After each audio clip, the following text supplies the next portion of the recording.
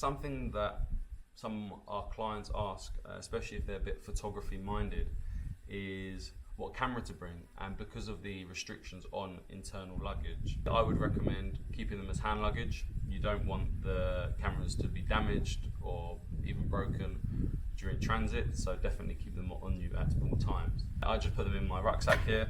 It's waterproof as well, so in case there is a bit of rain during the rainy season, keeps them nice and dry. In the rucksack I also have the chargers, and most importantly the batteries and the memory cards, to ensure that I've got enough space and enough battery to last me the whole trip. Most vehicles now do have charging ports, and all the lodges have places where you can charge your cameras as well. Memory cards are harder to come by though, so I would definitely recommend bringing as many as you can, because there'll be nothing worse than running out of memory halfway through a trip.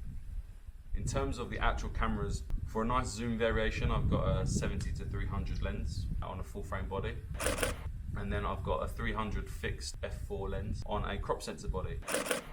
My last lens is a 18-55 wide angle lens, and although not really used for wildlife photography, the African sky is fantastic to photograph.